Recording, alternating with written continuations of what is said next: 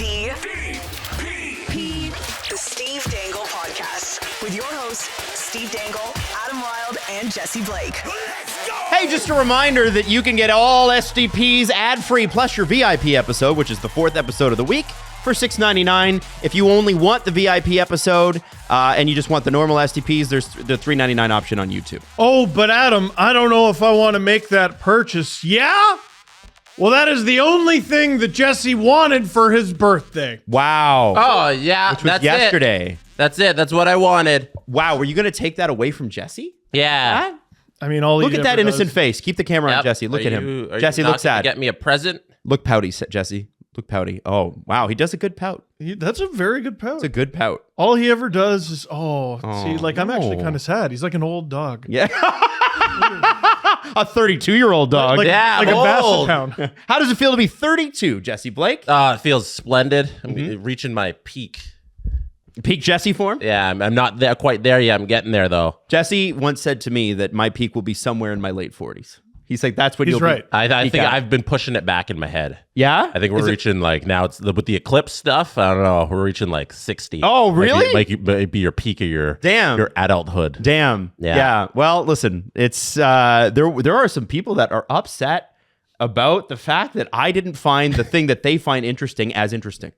Well, It's crazy. It's like, what do you mean your opinions don't align directly with my opinions? Like the and the sun. opinions of my children. Like the sun and the moon aligning. I see what he did there. Yes. whoa. Yeah. Crazy. He knows. That's too smart for you. No, I'm operating on a, no, that's over the head catch right before the Steve, fence. how tired are you? I'm fucking wiped. I'm exhausted. I'm miserable. I don't know if you've noticed that, but Steve seems like he has gotten no sleep in the last couple weeks. Yes, he does seem like that.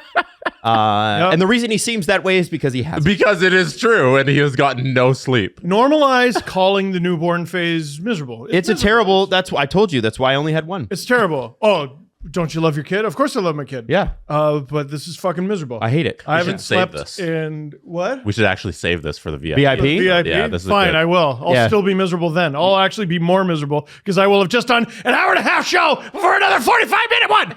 Fuck. Anyway. We'll have more Eclipse talk in the VIP show too. Sure. You do well? But I want to talk a little hockey at the moment because the biggest goal in the NHL was scored last night. The biggest goal this season, the most consequential goal this season, and that is Alexander Ovechkin scored his 30th goal. That is not what I thought you were going to say. Alexander Ovechkin Really? is the It's not what I thought he was is gonna the say. first player in NHL history to have 18 30-goal seasons. What goal was it? What goal did I think he was Yeah. going to say? Yeah. The goal that everyone listening wants us to talk about. Yuri Slavkovsky, first career hat trick. Wow. First career hat trick. Wow, not Yuri noted, not a Slavkovsky. bust. Nope. Noted- Nope. noted That not hat a trick bust. brings him within a hair of 20. Let's Wow. go. That's great. Let's go. Man. 19 to match his age. Let's Man, go. I don't know if Yuri. Bobby McMahon's going to be able to catch him at this point. No, he's going to leave Dubois in his dust, but I don't know if he's going to catch Slav. That's true. By the way, Slav's 19. We don't think he's a bust. 18th 30-goal season of Alexander Ovechkin's career. Nobody in the history of the NHL has ever done it. That's really, really stupid. There are so many seasons throughout his career where he should not have hit 30. The first lockout one of them. the first lockout of his career, as in not the 05-06 one, the one that was like the half season. He didn't score much. Technically, the first lockout of his career was 04-05. I know, but what I'm okay. So the second one, guys. Okay, fine. What I'm talking about is the season, Got it. which is 13-14, right, or 12-13. Well, all I'm saying is he would have played 12-13 is the season you're thinking. And he scored nada in the first half of that, which Yeah. was like, what, 45, 50 games long? And then just 48. went on an absolute tear. Scored 32. 32 and 48 in the shortened season, yeah. He scored it like it was over a 50-goal pace. Like there are, for the amount of 50-goal seasons that he has, he should have scored 50 at least, I don't know, 3 or 4 more times. Yep. He's a marvel. Yeah, if you look at Ovechkin's DB, he has 49 in 82 one season. He has 48 in 68 another season. He has 24 in 45 in the 21 season. And yeah, there's a lot of goals left on the table. 46 in 82 in his 06-07 season. There's so many goals left on the table if you add in the 2 lockouts he experienced as well, and COVID. Here's how ridiculous the expectations were on Alex Ovechkin. He scored 52 in his rookie year. In his sophomore year, he only hits 46. Loser, bum. And the price of his rookie card plummeted. Did it? And I know that because I had 2 of them that I had found like on my own in packs. I still have one. Hey, but I sold one because I was in university and badly needed the money. How much? And I was worth? like, what did I get? Oh, it's gonna hurt. I believe the answer. This hurts because it's like hundreds of dollars. I'm pretty sure it was $40. Adjusted for inflation, that's $6,000. Oh, I needed it. I needed it, dude. I was like 20. That's okay. Yeah, it's all right. But you got the other one. Do you get them graded first before you sell them? I've never got a card graded. I have graded cards that I've gotten from people, but I've never had one graded. I have an OV. Never got my hands on a Crosby. I have a Stamkos. Mm-hmm. I have a few good ones. I have a Lundqvist. That I should probably get graded on account of he's already retired and in the Hall of Fame.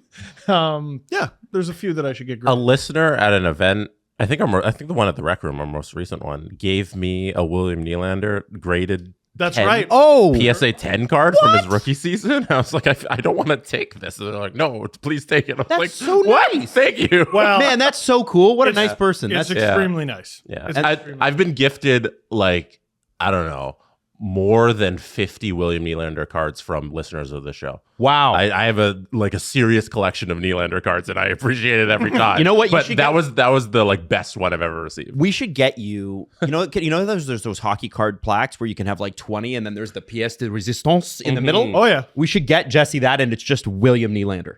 Yeah, And, I you know have what I mean? enough. I literally have probably over 50. Yeah, I could fill it up. We need some artwork up around here. I anyway, made so. myself that at my house. Actually, you know what?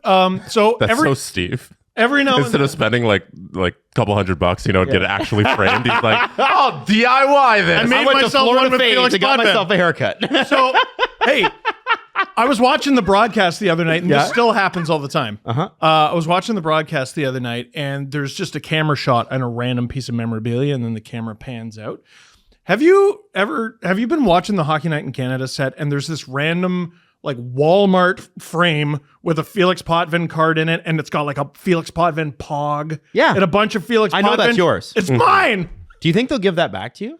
I have a mole who I'm hoping will get it for me very soon. Yeah, because that's left over from the ice surfing. Ice surfing. Yeah, I didn't bother grabbing it. Also, after can I I quit. can I ask a question now that you don't work at Sportsnet? And this is not to trash them.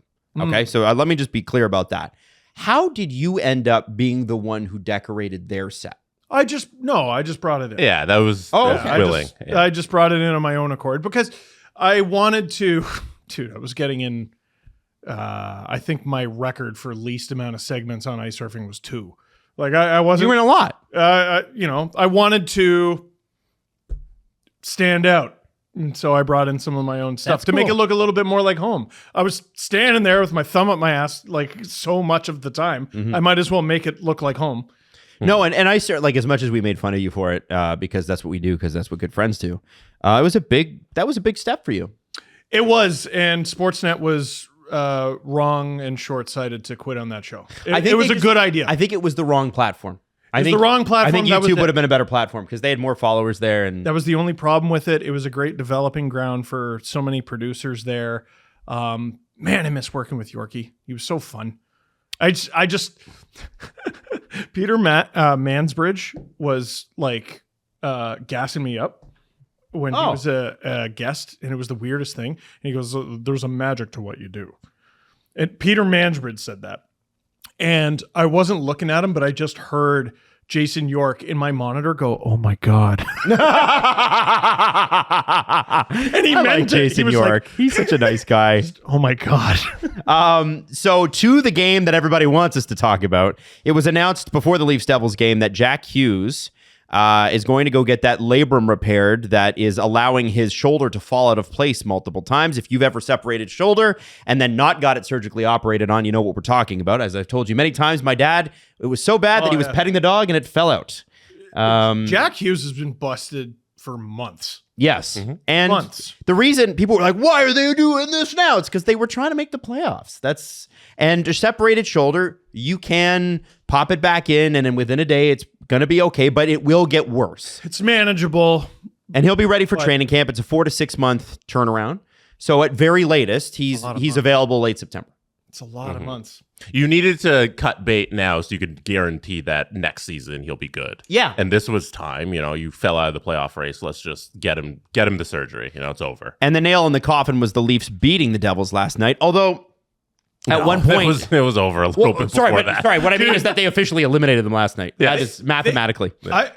Forget a month. If they trade for Jake Allen 2 weeks earlier, are they in the playoffs? No.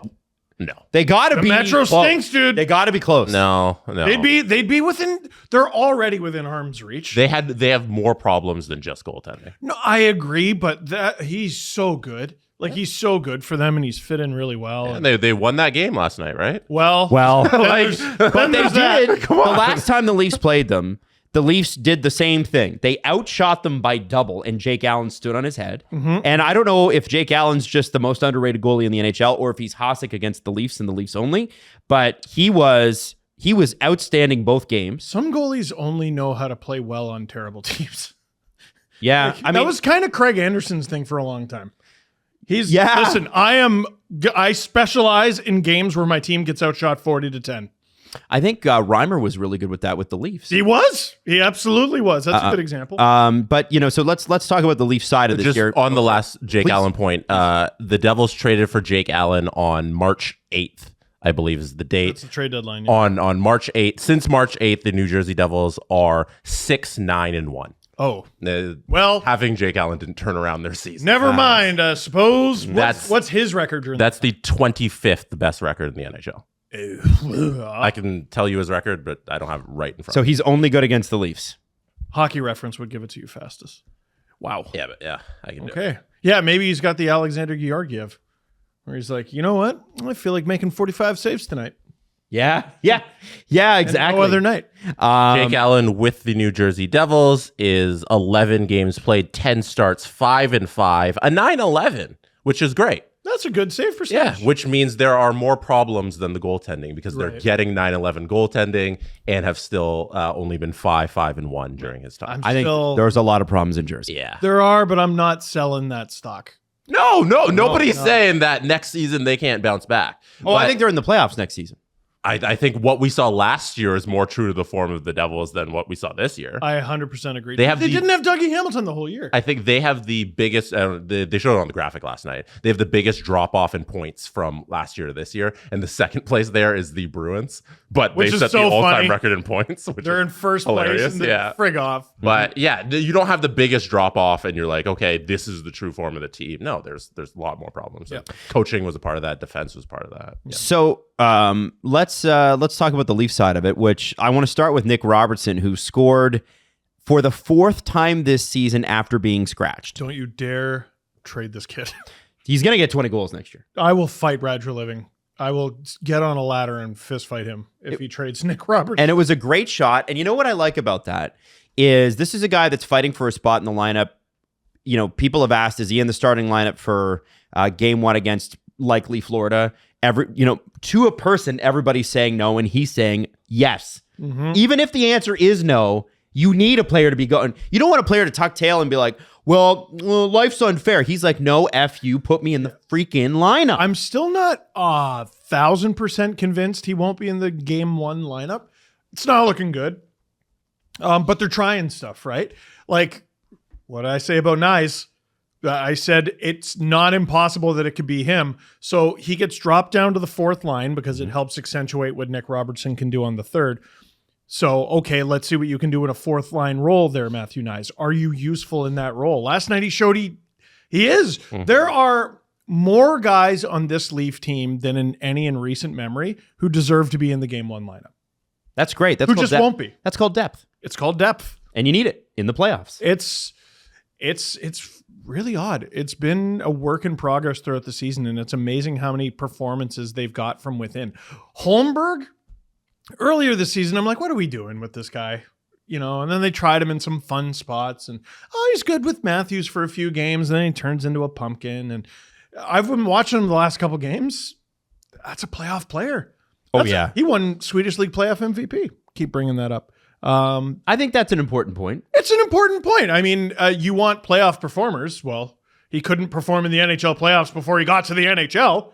He did it in Sweden, and he was really good. Well, and they were showing Tyler Bertuzzi, too, with his history with Grand Rapids and his OHL. What was his team before Grand Rapids when he was a junior? I don't know. Anyway, big playoff performer there as well.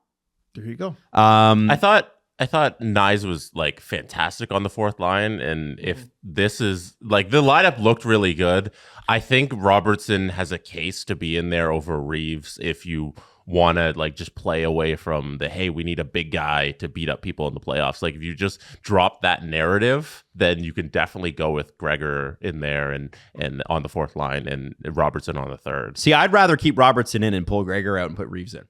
Well, that's where I'm at. There's also that option. There have been games where the Leafs haven't played Reeves and they've picked their spots. Carolina, he doesn't need to play against Carolina.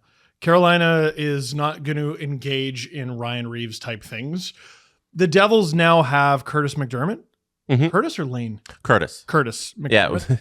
Yeah, checking Nyes when Nyes was on his knees, and it was an accident. it was entirely an accident. Yeah, it was funny though. It was funny, and Reeves might have fought him had he been in the lineup. But like McDermott is not the kind of guy who's going to run around.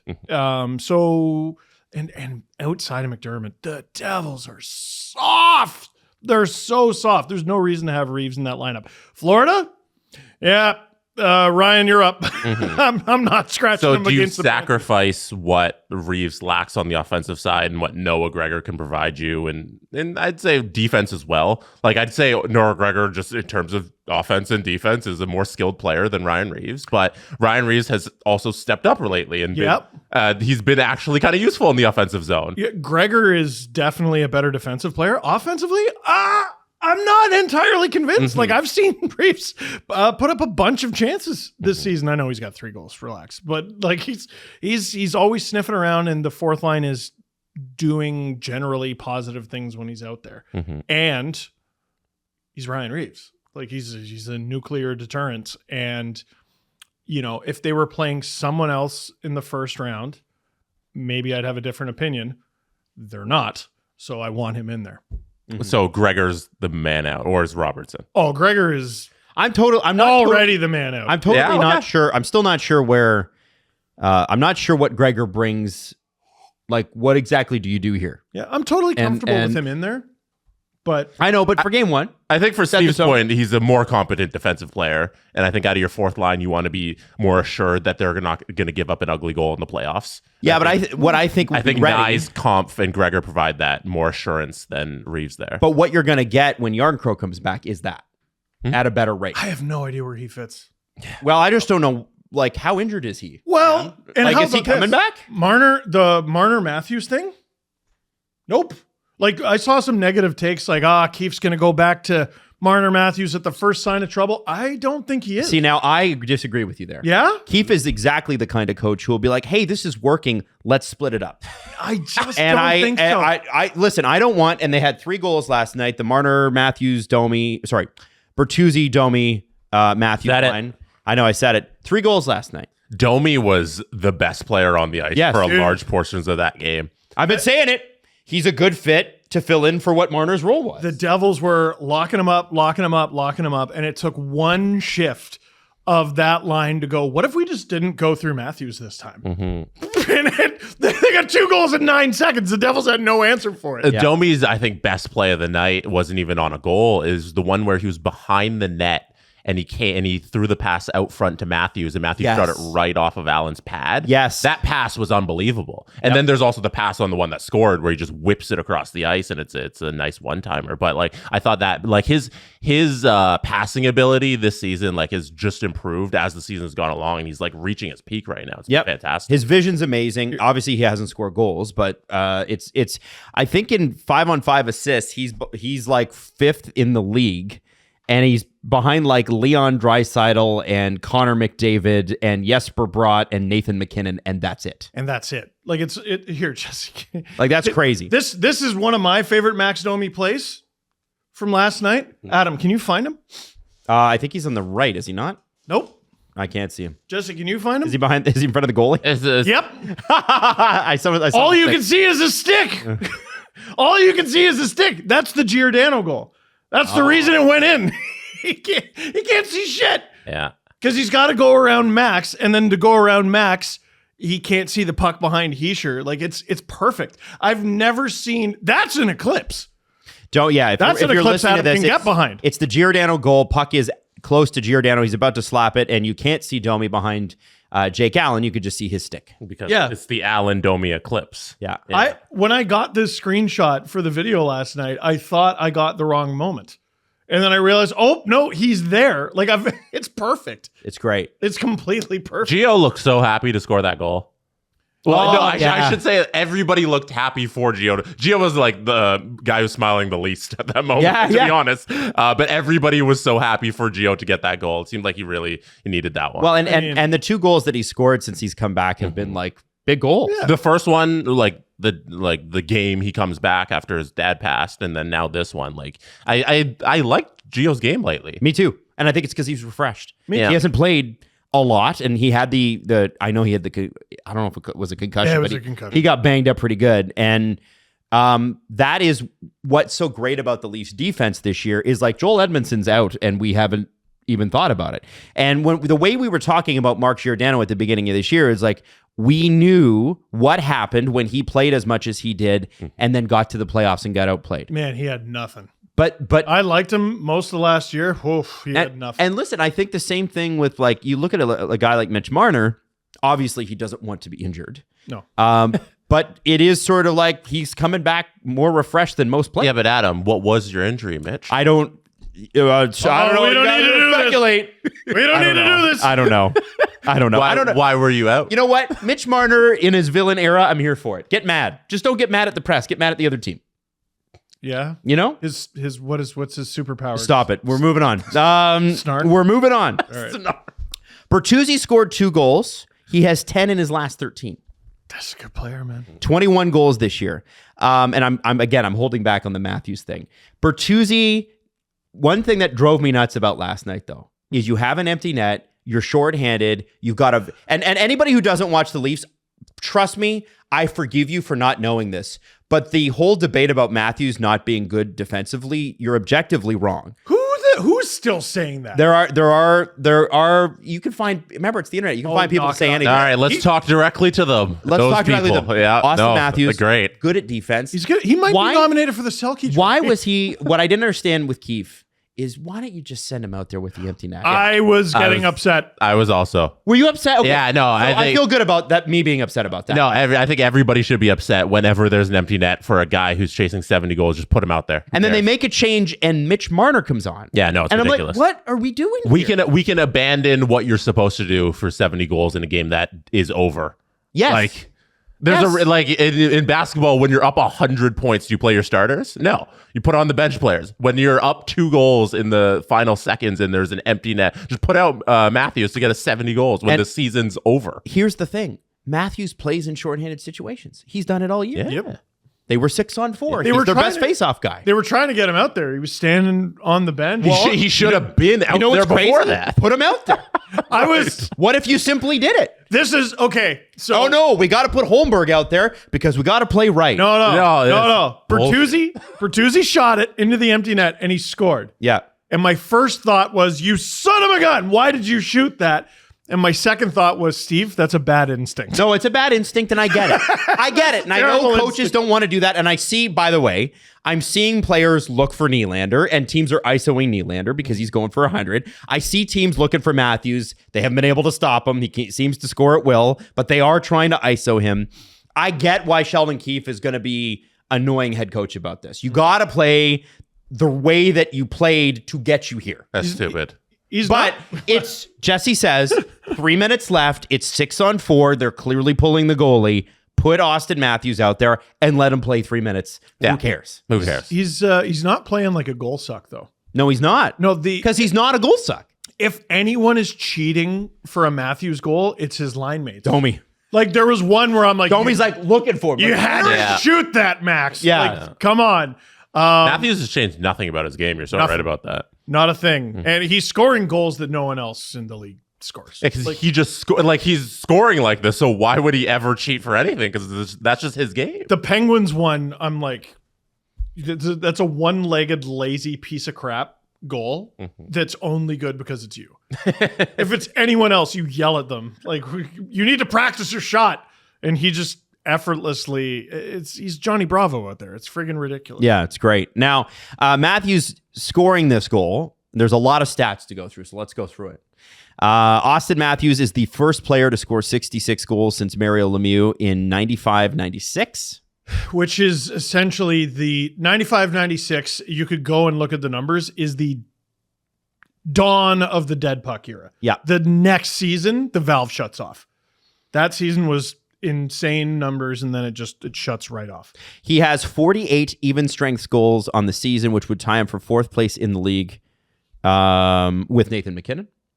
Just if you're only to take his even strength goals. I was like, what? Wait, what? Okay. Say the stat again. If you were to get rid of his power play goals, because remember, advanced stats, power play goals are bad. Oh, I'm totally kidding, by the way. I'm joking. No, the Hart Trophy discussion right now about people just being like, you know what, even strength points, primary assists, like the gymnastics people got to go through to defend their guy. It's awful. Producer Drew was going off. He's like, people are saying Nikita Kucherov doesn't have enough support around him. I'm like, are you talking about the dude on the Lightning? Yeah. What are you talking about? No, but the way Drew's also he should be biased. He's biased about this. He's trying to defend McKinnon. He went about it doing like, oh, you got to cut off Lightning players at 70 points and all that nonsense. Why that? Why that so number? It makes the argument for McKinnon look better. Like it's been awful. Yeah. So Matthews, if you were to take all his power play goals away, he's still tied for fourth total. Gosh. 17, and by the way, this is from Big Head Leafs. 17 multi-goal games. That's the most since 1993, and 6 hat tricks, most of which came in the first few games. That's the most since 95-96. 17 multi-goal games. Yes, 17. Matthews has also shown significant improvement in the defensive zone. Top 5 forward in block shots. Top 10 in stick checks, and has taken almost no penalties. There is the misconduct though, which probably puts him out of the Lady Bing. Yeah. He is second in the league in plus minus at a plus 36? 34. And Steven was right there. And by the way, I know the plus minus, as we always say, plus minus is a useless stat until it gets goofy. And Auston Matthews has scored 51 goals in his last 55 games. And in those 55 games, he had a stretch, 13 games where he scored 1 goal. Nice.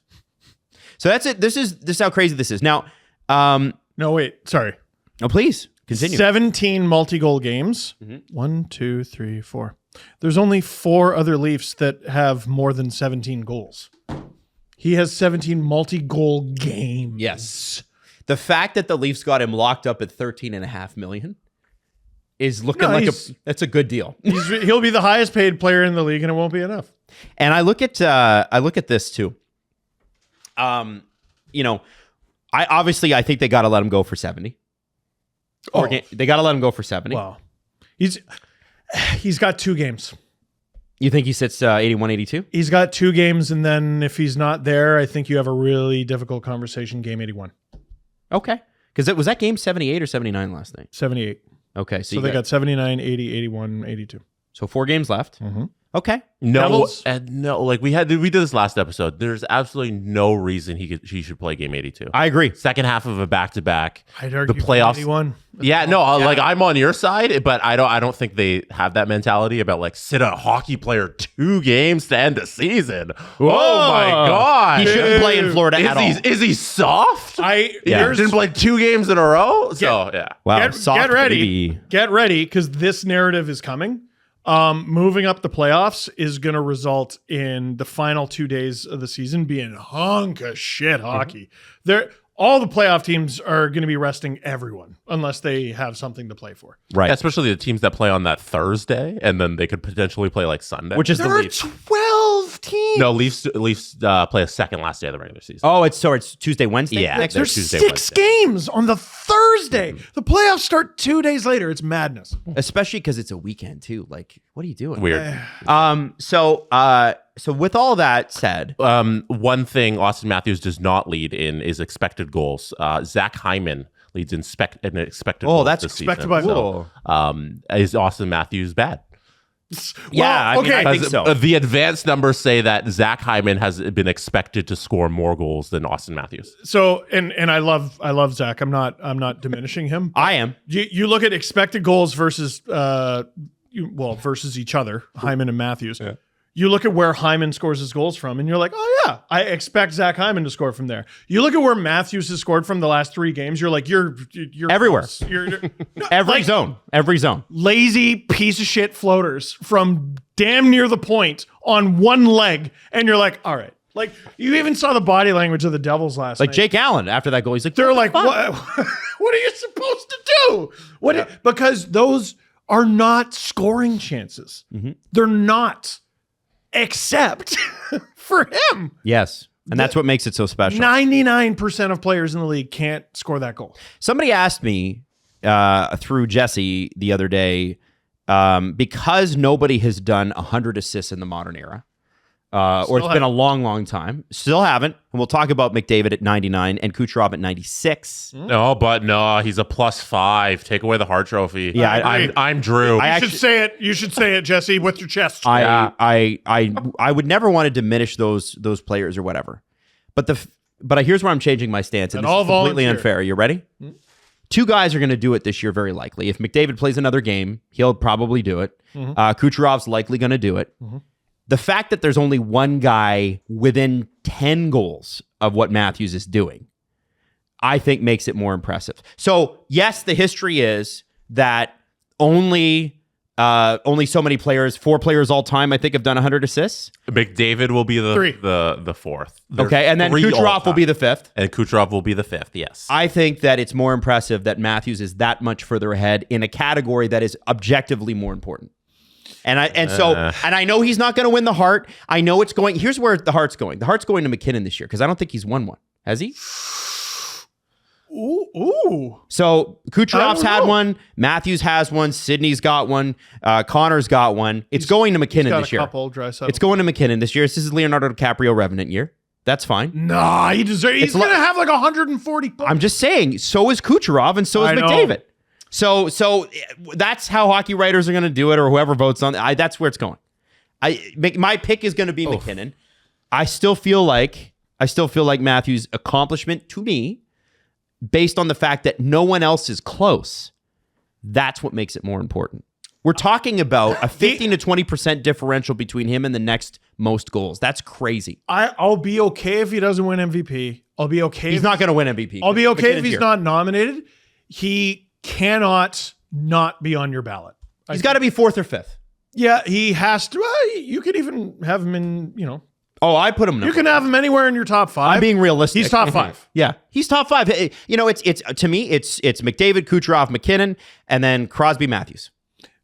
And not in that order, but the first 3 guys are the ones that are the odds-on favorites, and then you've got to put Crosby on there somewhere because you got to put Matthews on there. That's the consensus. And there's other guys like Panarin's going to get some votes. Hellebuck should. Sure. Pastrnak. Yossi should.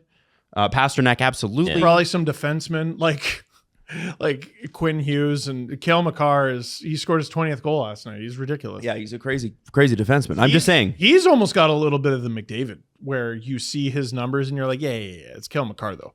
But this guy, Yeah. and you go over and look at Quinn Hughes, who like this is a truly goofy season from him. It's just sort of expected of Cale Makar. Like there's a little bit of that going on. Oh yeah, like McDavid, he faces that every single season. He touches the ice. He could put up 1,000,000 points, but we're like, yeah, but he's supposed to do that. Puts up 3 points, and you're like, yeah, I've seen that 100 times. Oh, Connor McDavid's going to get 1,000 points in 3 seasons. Well, it's the same reason he's supposed to do that. How did who's the coach in Tampa? Why can I not? John Cooper. How did he John not Harbaugh. win the Jack Adams 4 years in a row? Well, it's not the playoff award. Right. Like Which he did win a couple times, the playoff award. Yeah, the Stanley Cup. Yes. Yeah. But like my point is, and Steve said this years ago, which is the Jack Adams usually goes to the guy that's like, oh shit, I didn't expect that. Right. Oh, Yeah. You know, like the Andrew Burnett Florida season. I've said this many times. Jim Montgomery won it last year. He deserves it more this year, Yes. and he should win it. Do you want to hear an annoying stat that Justin sent to us? Sure. From Kevin Paul DuPont, Boston reporter. Bergeron and Krejci last year, 114 points. Zaka and Coyle this year, 114 points. Fuck off. Don't you hate it? That's That's freaking Bruins. Charlie Coyle. That's amazing. Player. Man, and yeah, but I didn't That's know one of the- either of them had that gear. that's one of the best trades in Bruins history. A third rounder for that guy at a deadline who was like a throw-in. well, Come on, dude, that's a great trade. Zaka, how did they even get him? That's what I He's don't a know. sixth overall pick. I know. Why did New Jersey give up on him? I remember. Well, he was drafted a long time ago. But still, why did they- I remember the William Nylander rookie Calder Cup run in 2016, where they didn't make it, but they got to the conference final. That series against Albany. Anyone who watched that series was friggin' awesome. Went 7 games. Dickie Clune got the late Game 7 winner. But Zaka was a factor. And I want to say he wasn't in the first couple games, and then he joined them. He was a really, really good player, really highly touted, and he just never hit it, really. And here he is. In the middle of July 2022, the New Jersey Devils traded Zaka to the Boston Bruins for Eric Holla. Good Lord! Yo, you know what's crazy is that was a horrible New Jersey year. That was a horrible New Jersey year, and they No, because it was the summer of 2022, so it was heading into the good year last year. that was heading to the good year. Yeah. What So did that you was they were get- coming off a bad year, and they're like, we need So wait, what was the Charlie Coyle trade? a third round pick. the Minnesota. Coyle. No. Third round pick You to want Minnesota. Zach? You want? I want Coyle the now. exact because we're doing this math. It's a third round pick to Minnesota, 2019, I believe. I think Ryan Donato was. I'll pull it up. Was Donato in it? I think so. Here, no, we don't need a guess. Okay. Charlie Coyle was acquired by the Boston Bruins in exchange for Ryan Donato, Oh, who was an AHL player at the time, a 4th round pick, Cade Weber, now a Leaf. a 2019 4th round pick that was conditional. And the conditions were Bruins initially traded their 2019 5th round pick with the condition that it will upgrade to a 2019 4th if they advance to the second round of the playoffs, which they did. So Minnesota Wild got the 4th round pick from New Jersey, from New York Rangers. These two centers who have 114 points, the Bruins got Coyle and Zaka for Eric Holla, Ryan Donato, and a 4th. Yep. Holy shit. that's really good. It's good. That's good movement, man. That's crazy. Charlie Coyle, who was once in the Brent Burns trade. Yeah. Damn. Yeah. And Devin Setaguchi. How about that? Holy, that's a huge name. Devin Setaguchi. That's when Burns went from forward with the Minnesota Wild to defenseman with the Sharks, too. Yeah. No, that was a huge deal. There were some big friggin' deals back in the day. Hot damn. Yeah, crazy. By the way, with the Devils' loss last night, the 2024 second round pick that they sent to the Sharks in the Timo Meier trade will not upgrade to a first round pick. Had they made the playoffs, it would have been a 2024 first round pick this year. Oh, So it kind of, to be honest with you, it kind of works out for the Devils a little bit. that deal was like a 12-part deal. Oh, it's crazy. And you look at so many of the parts, you're like, none of these guys needed to be included in this trade. Steven. Yes. Where do you sit on, just go back to what we were talking about before, the 100-point thing that Adam was talking about, 100 assists, 70 goals. Where do you sit on that? Because I can't get over how rare 100 assists is. Like 70 goals, you look at the list of guys who've done it. You got not to disparage people who've done 70 goals, but I think you are. It includes. I think you hate. It includes Bernie Nichols and Alexander McGinley. Like it's not just the all-time great 3 people who've done 100 assists. There's over 100 years of NHL history to draw from, and there are no accidents over that amount of time. So to me, the tiebreaker goes to the more rare thing, which is the assists. Like we're not talking about the goals record.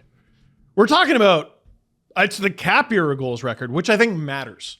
Like I'm working on a little something and talking about some of the greats of our era, this current era. And I was trying to figure out what is the 30-team NHL record for Stanley Cups with one team. It's 3. Since it became a 30-team league, the record for players getting one cup with one team is 3. Mm-hmm. Right? Like we need to talk about Crosby and Malkin and Letang and a lot of those Blackhawks guys. We got to talk about them in the same breath that we talk about like certain Habs legends. Because this guy won 7, 8, 9. When there were 6 teams. Even when there were 16 teams, it doesn't, still, right? It's so hard to win the Stanley Cup in a 30, 31, 32 team league that the maximum anyone has done with one team is 3. I know some guys have won more than 3 because they've gone to other teams. Has it ever been like the guy? Like imagine a Crosby winning 3 with the Penguins and then going to Vegas and he wins his 4th with Vegas. No, like this era hasn't had a Mark Messier who won 4 with a team and then went to another and won 2. He won 4 with Edmonton. Yeah. He won 1 with post-Gretzky Edmonton, and then he won 1 with the Rangers. Yep. That's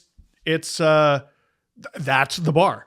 That's the bar. Anyone who has won 3 cups over the last, 20 years, 15 years, that's the equivalent of Henri Richard. When he won like 11. It's stupid. Or something, crazy number. Preposterous. Yes, but again, half of those cups came in a 6-team league, and then half of them came when Ken Dryden, who I think game by game is the best goalie statistically of all time, and never gets any play for that, by the way. The most losses he ever had in a season was 10. Like Ken Dryden's, go look at Ken Dryden's numbers. They're so crazy. He had, I think it was 15 more ties than career losses. He was so good that the Habs could just give up Tony Esposito, who is one of the greatest Chicago Blackhawks goaltenders of all time, because they had Ken Dryden and it didn't matter. That's the closest thing to the Michael Jordan story that hockey has. Like, be one of the best players in the world, retire, except instead of playing baseball, you're a lawyer. Yeah, and then you win again. And then you run the Leafs, and like he was the Leafs president GM for a while. Which I'm sure was weird for a lot of people. Yeah. I want to throw this at you. And this is a totally random stat, but Jesse, I just texted it to you. And I just thought you'd find this funny because it made me think of Matthews for whatever reason. You know how they always have those stats where, and don't bring it up just yet, Maddie. I don't want Steve to see it. You know how they bring up the stats that like Matthews is like the leading goal scorer since 2010? Yeah. And he's entered the league in 2016. Stupid. So this is baseball, and it's not a direct comparison.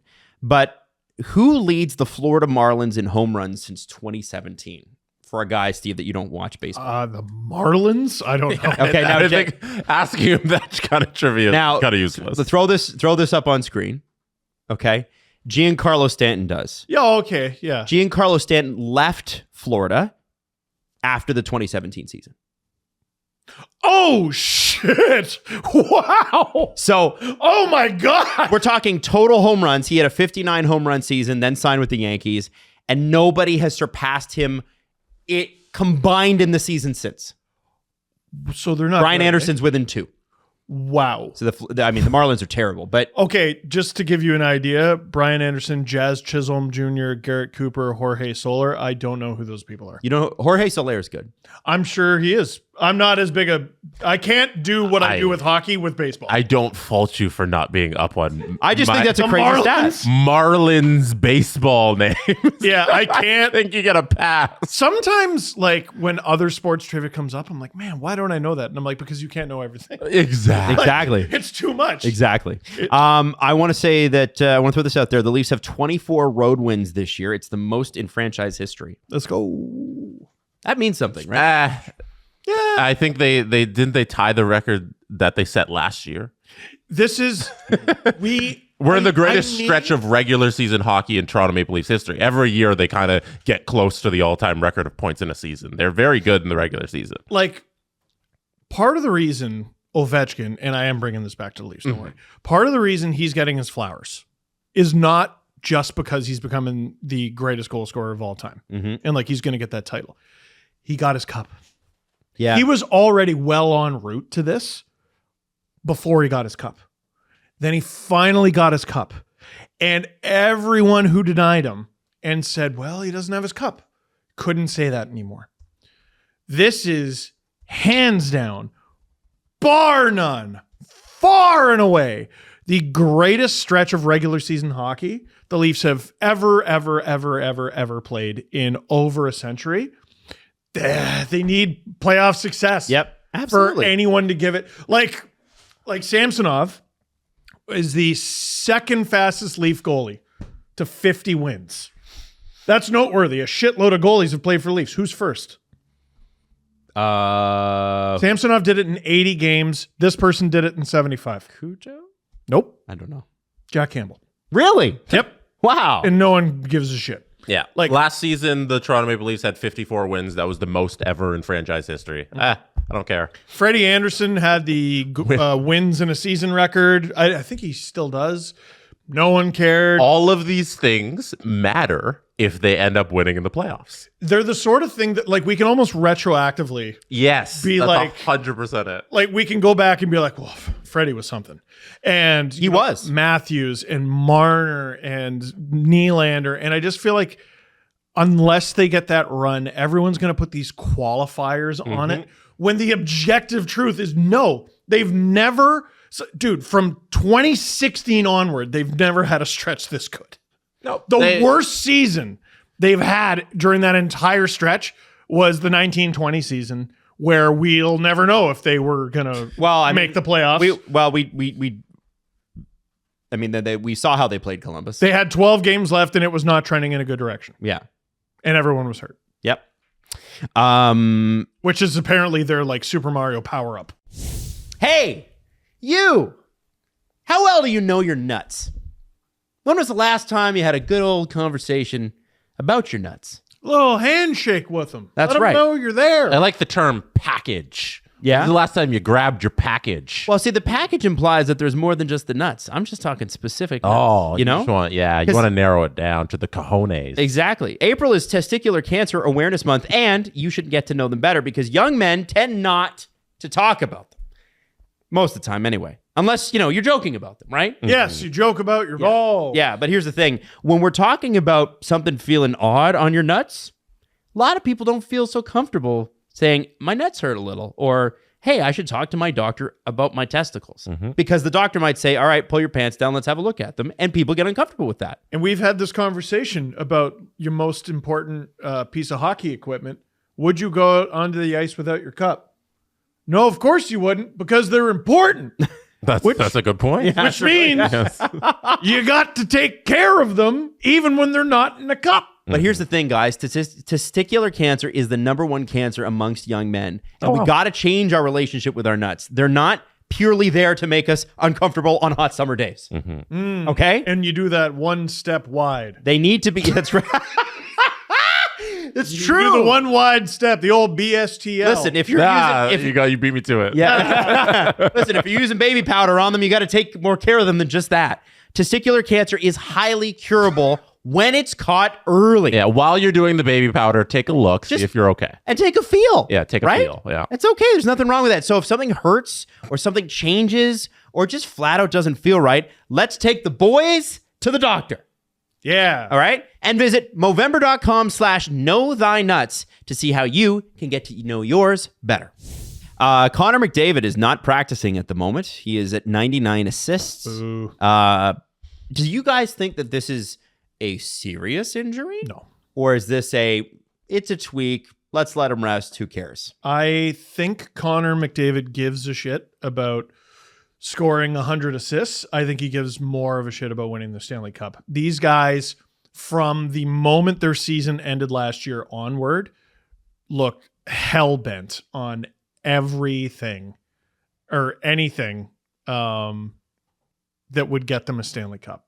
Except for the first 15 to 20 games. It was the weirdest thing to see how they ended their season against Vegas, the fire in their eyes, piss and vinegar, and then how they started their season. But I just wouldn't write them off. I'm like, give them a second. And they win 16 straight games or whatever. Yep. It is. It'd be great to see him get 100. He'll probably do it anyway. Mm-hmm. It's more important that he be healthy for the playoffs. Yes. Jesse, what do you think? I think it's you raise an eyebrow. It's a little because he's probably going to miss Saturday's game too. You're like, okay, it's a little concerning. You never want somebody to have an injury this late in the season, but I imagine he'll be good for game 1. 100% he's playing game 1. Now, let me throw this out there. 3 players in NHL history have ever had 100 assists in a season. 3. Okay. Trois. Yeah. Did any of us know that before this? Like before he got close, did any of us know that? Or No, give a because shit? it's so rare. Yeah, When but does it come up in conversation? No, but it's rare and it matters. It didn't matter a couple of weeks ago when none of us knew that. Yeah, because there's no reason to talk about it. No, but in his legacy, everyone is going to talk about the cup.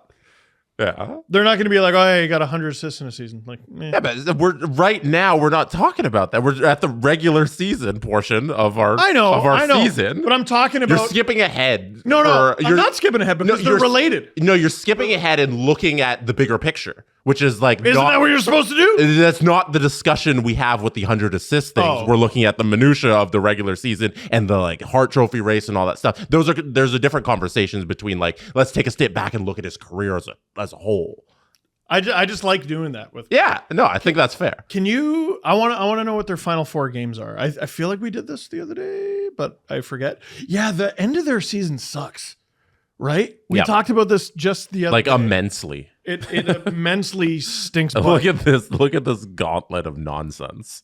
Frig off. Okay, Wow. So I don't even know what today is. Today is the 10th. Yeah. So, oh wow, they have 6 games left. Holy shit. Mm-hmm. Okay, so honestly, Vegas, Arizona, Vancouver, San Jose. It's nice that all of those are home games. He doesn't need to play any of them. I think I saw that he's sitting out through Saturday.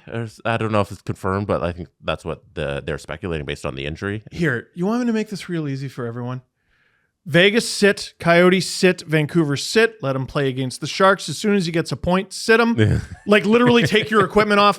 And then Wednesday, Arizona, Thursday, Colorado. Literally.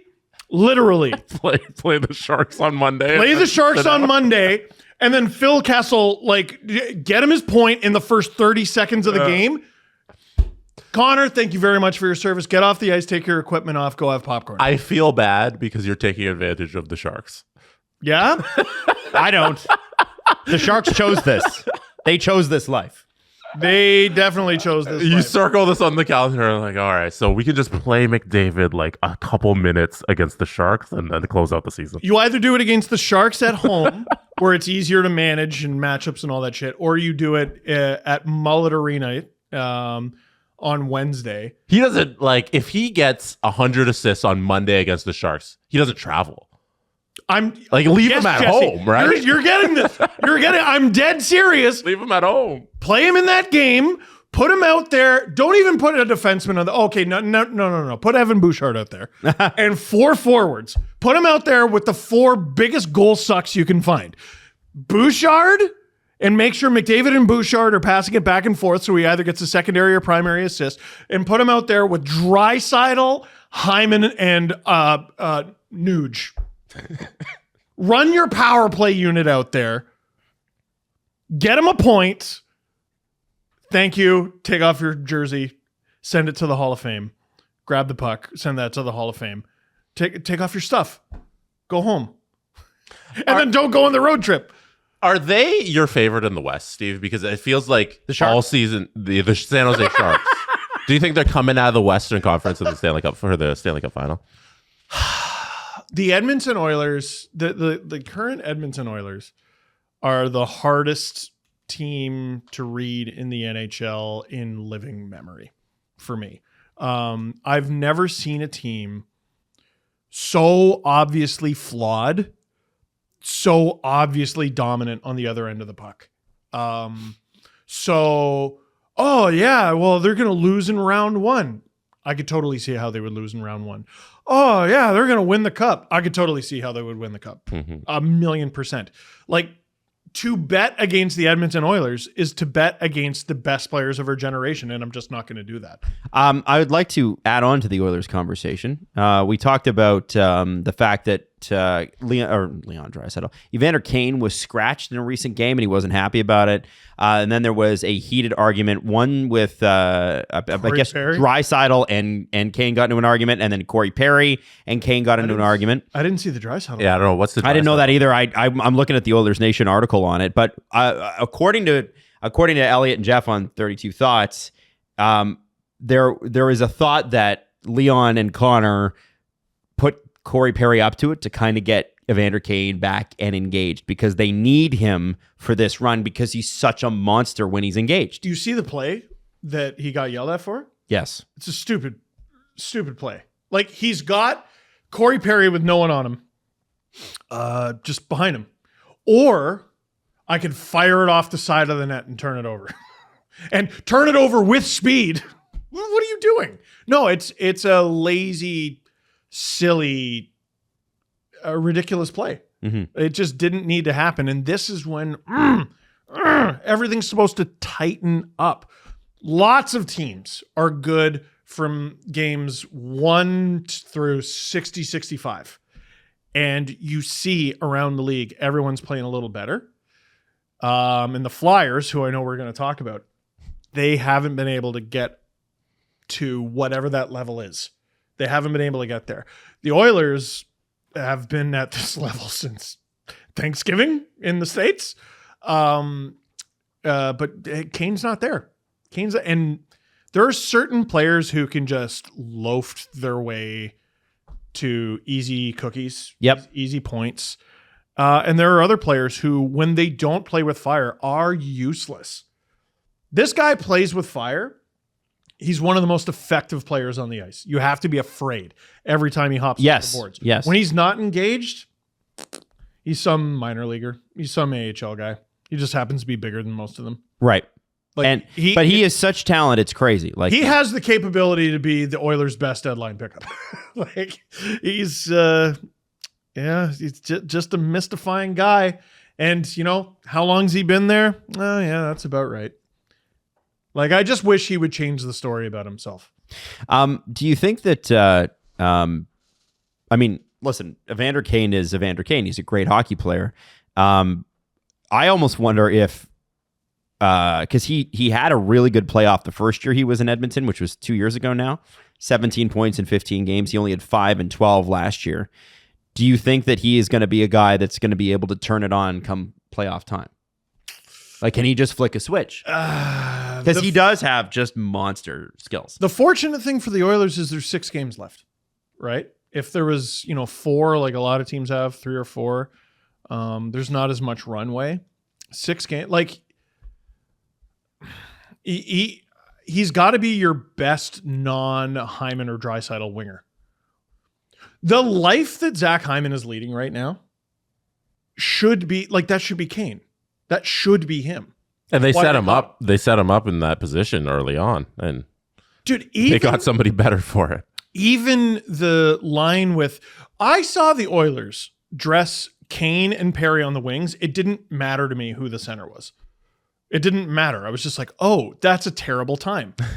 And then in that Leaf game, they didn't do shit because it takes a line. It takes a whole line.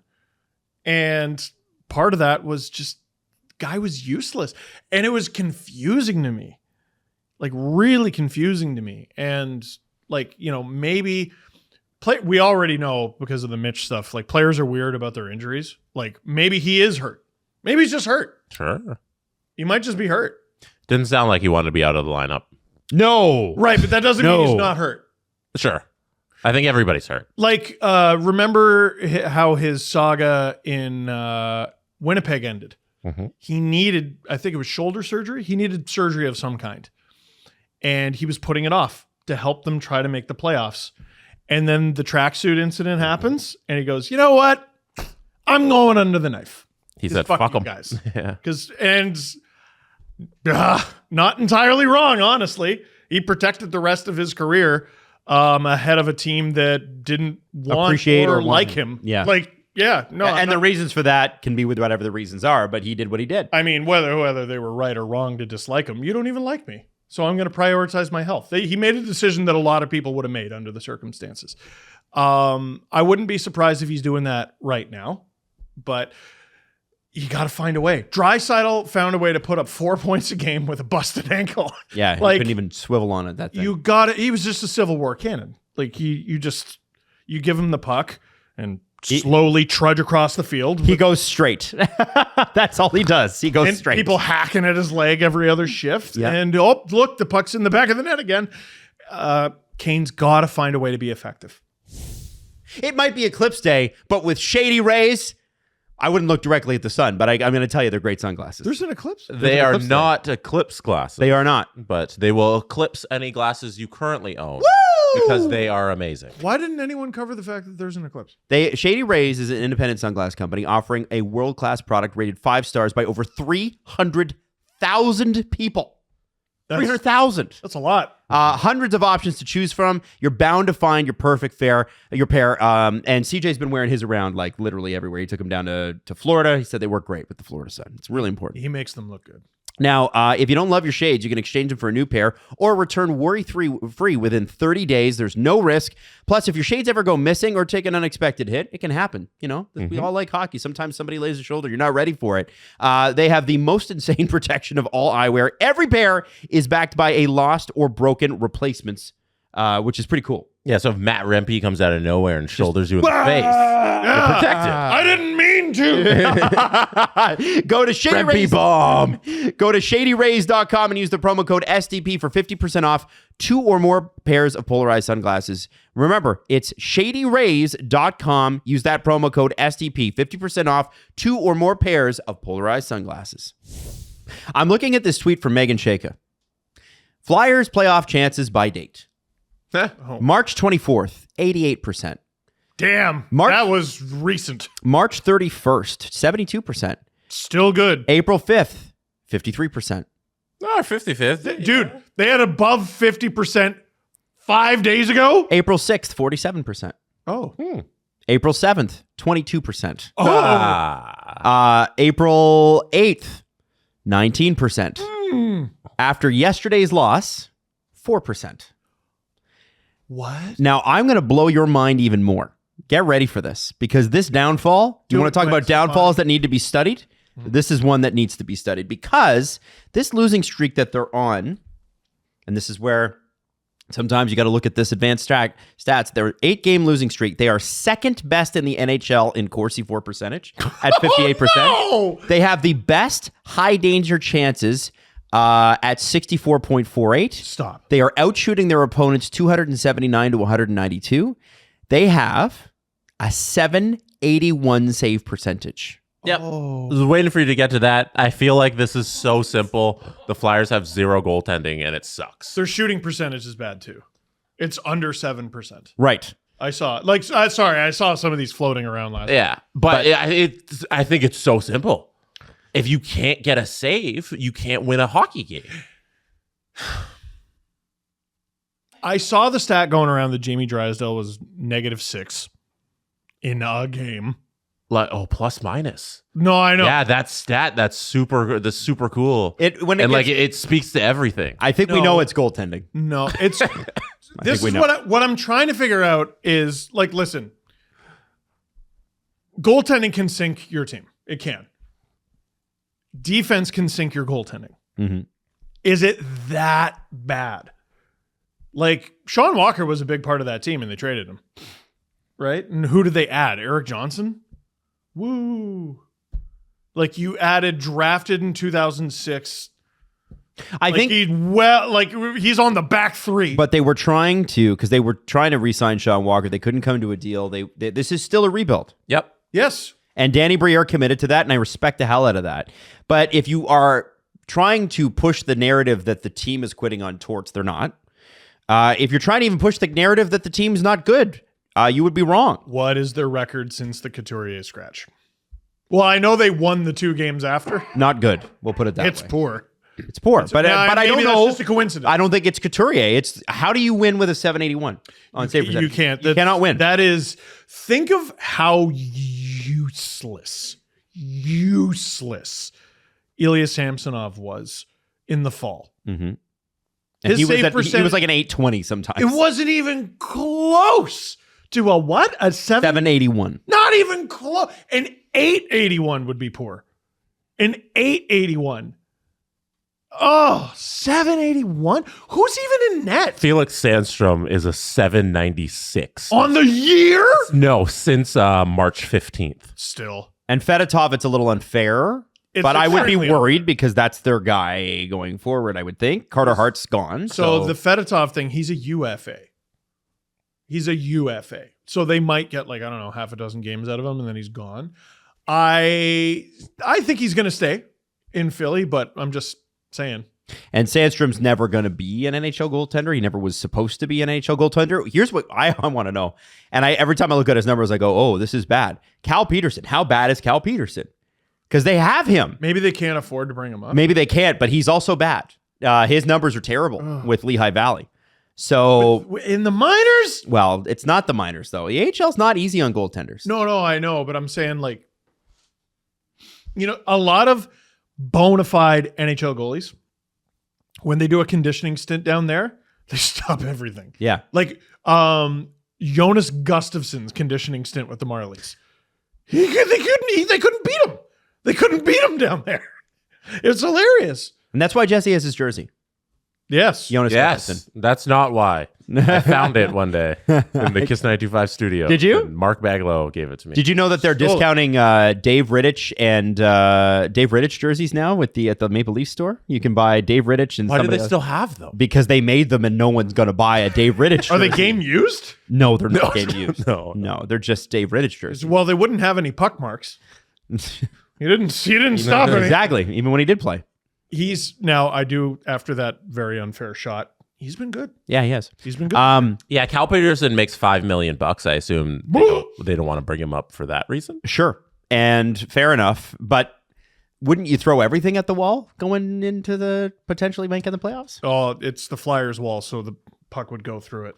It's bad. Flyers, by the way, are one of those franchises that have always been done in by goaltending. This is not a new problem. If you're a Flyers fan, there was a couple of beams of light with Ron Hextall, a couple of beams of light with John Van Beesbrook, and Roman Czechmonic, the Chick Magnet, the Chick Magnet. Brian Boucher's one great year. Yeah. Who else was it? There was Bobrovsky not there? Or no?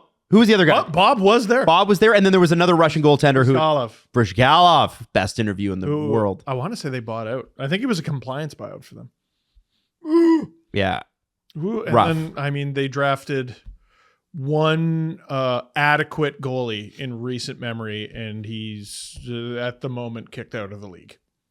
Dude, it's a goalie graveyard. Yeah. They went to the Stanley Cup final with Michael Layton.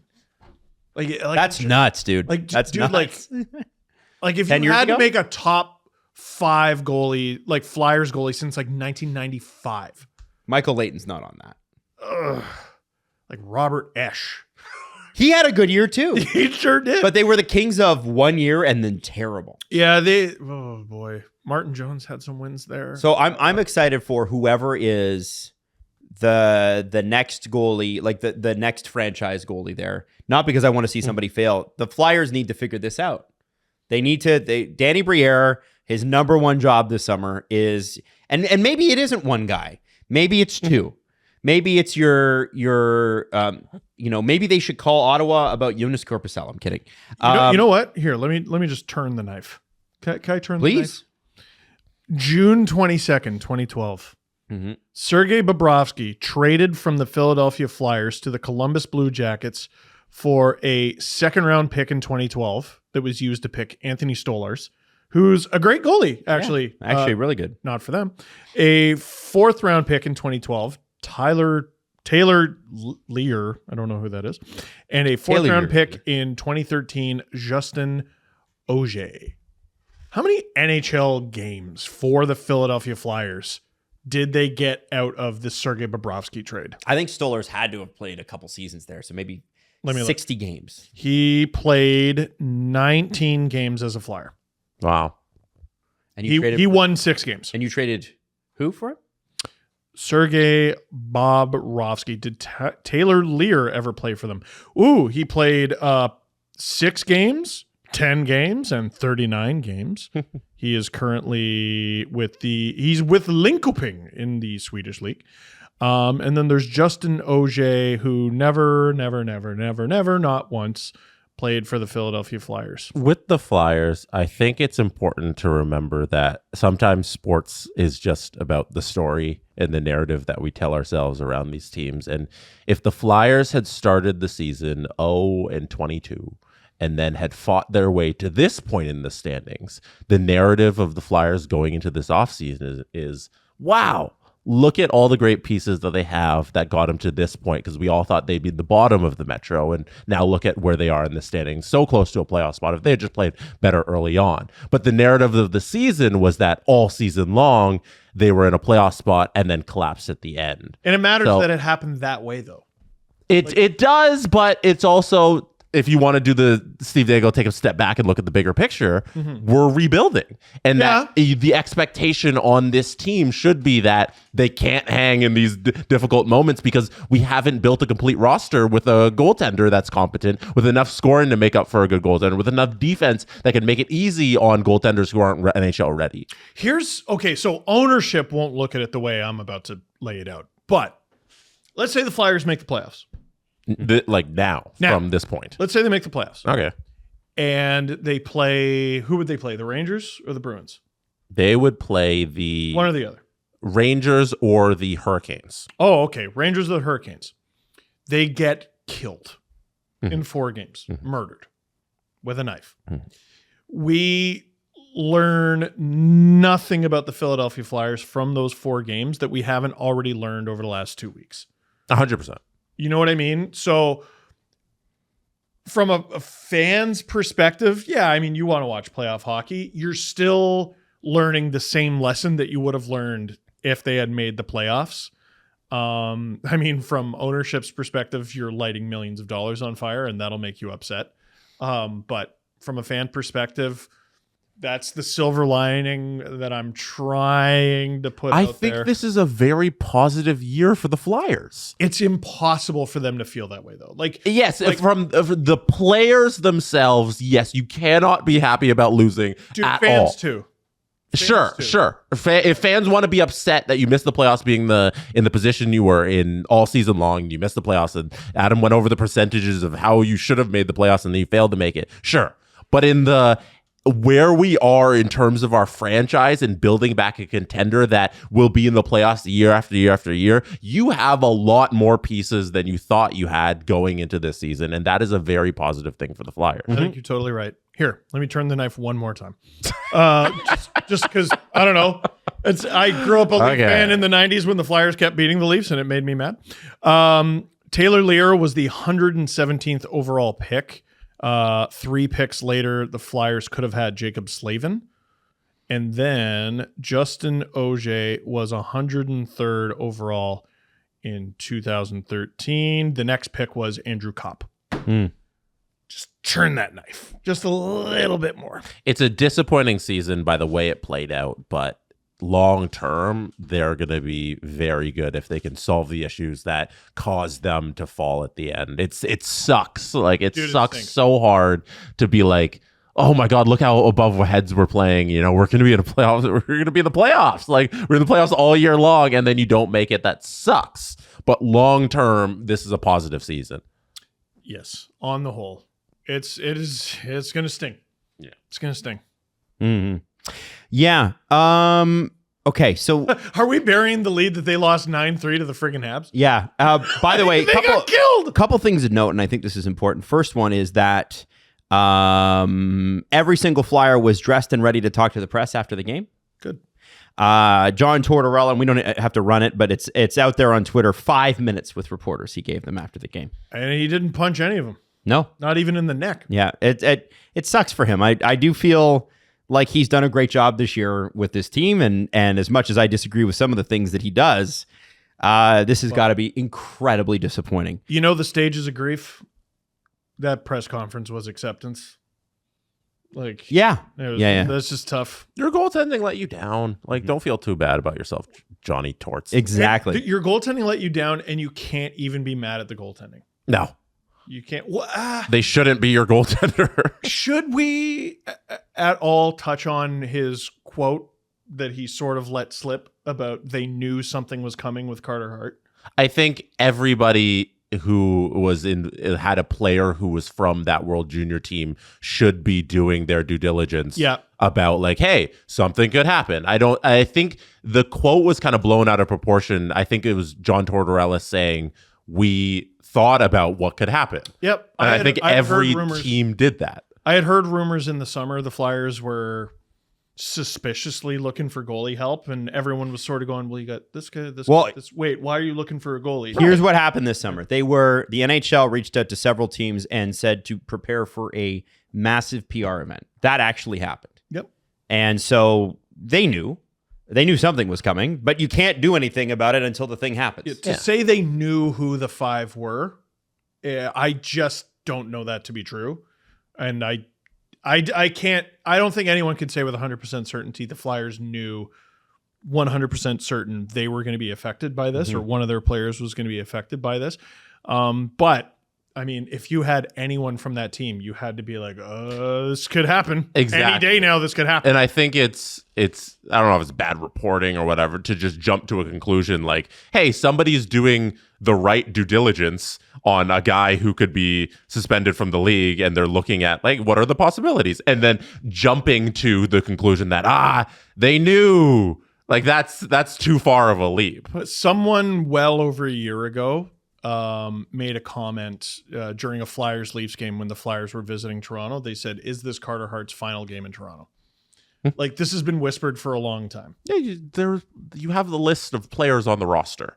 Like, I feel like it's fair to just do the right thing and look into the possibilities of what could happen. There were so many. I mean, someone put it this way. I've seen many lists put together before that real list came out, and none of them matched the list that came out.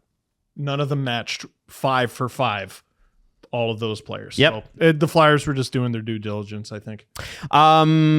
Just very quickly, the Nashville Predators have qualified for the playoffs. So congratulations. Dude, what are you doing clapping? I'm clapping. I am. You said they were bad. What? You said they were bad. The West is a team that sucks? Yeah. The West is bad. They made me eat shit. They made me eat shit. They did. And you know what? Congratulations, Nashville. You did. You did. I'm happy for them.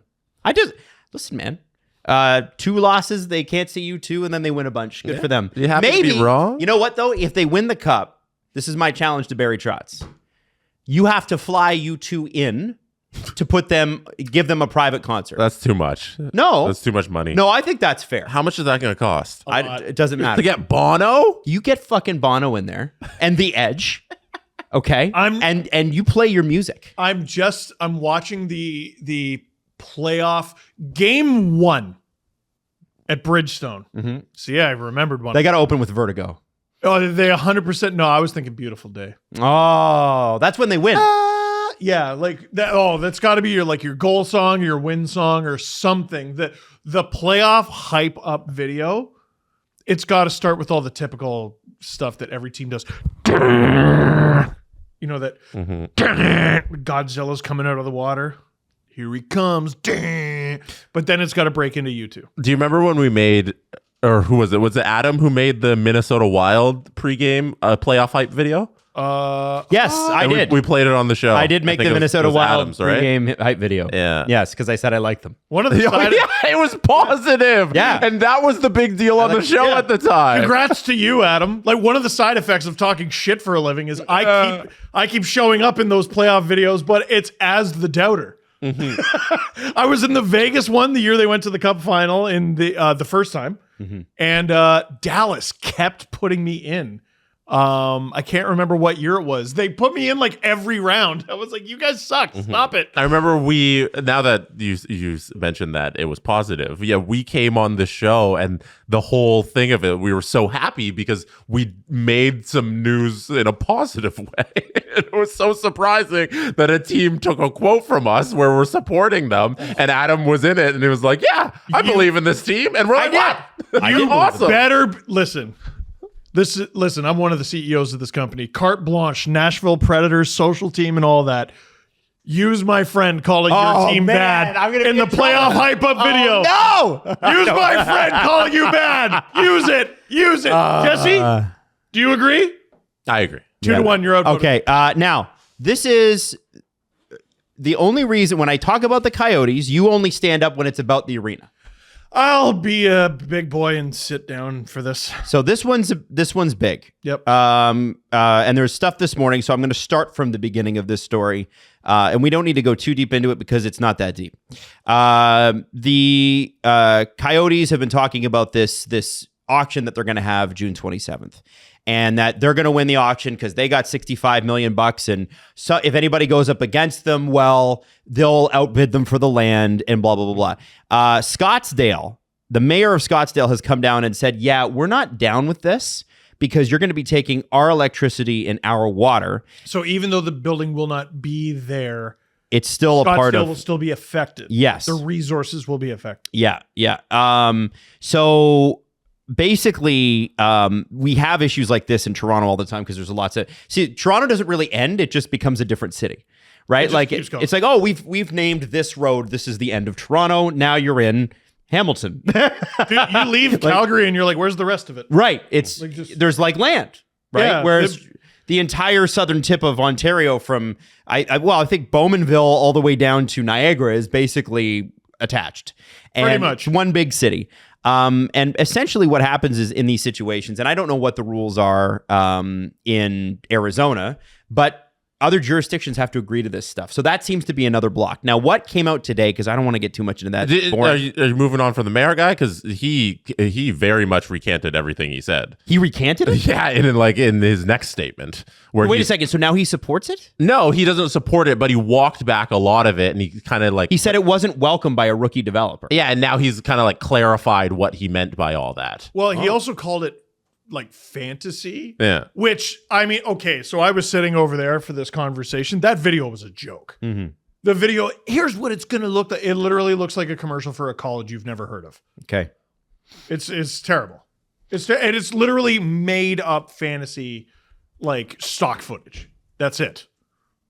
It's garbage. Yep. It's garbage. And I just listen, I think there are a lot of Coyotes fans who think we're picking on them and have always thought we're picking on them. And I'm not going to trust you because you're not from Arizona. And I'm not going to trust you because you don't know the government down here and this. And what is it going to take for you to be a skeptic here? Well, what is it going to take? I want to keep going because the story...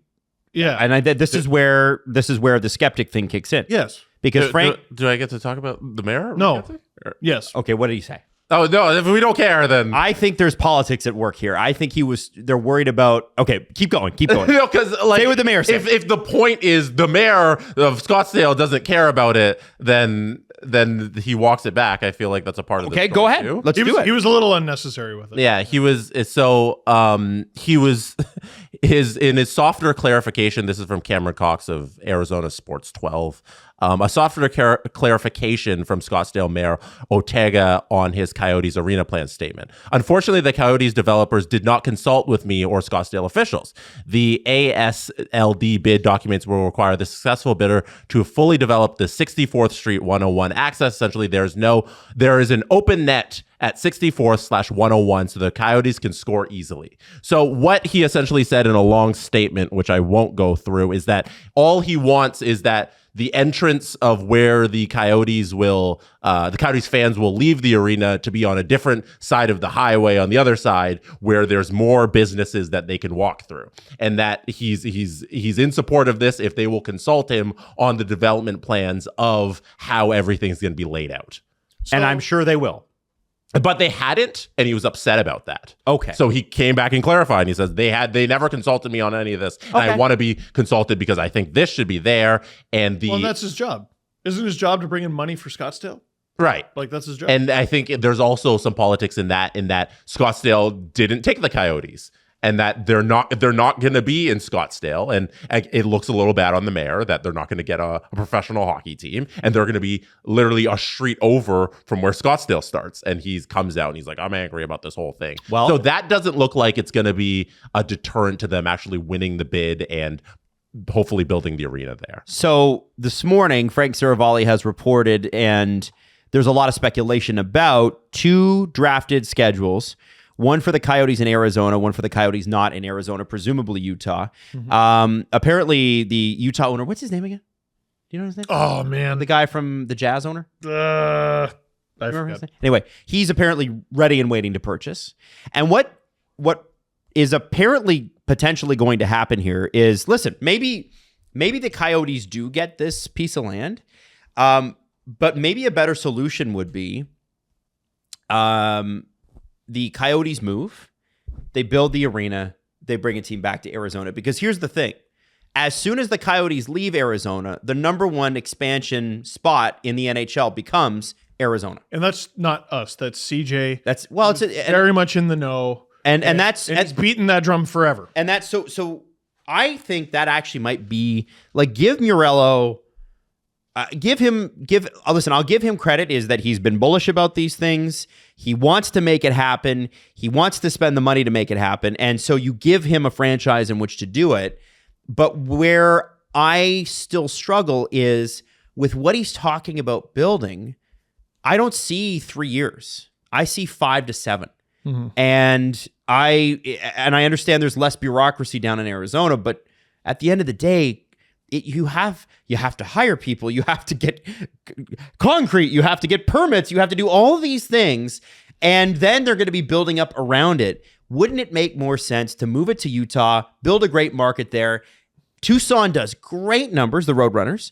They're a great story, and the minor hockey in that area is fantastic. It's exploding. So then you bring the team back to Arizona when they're ready and call them the Coyotes. Dude, this has been the whole thing all along. It's ridiculous. They're playing in a college barn.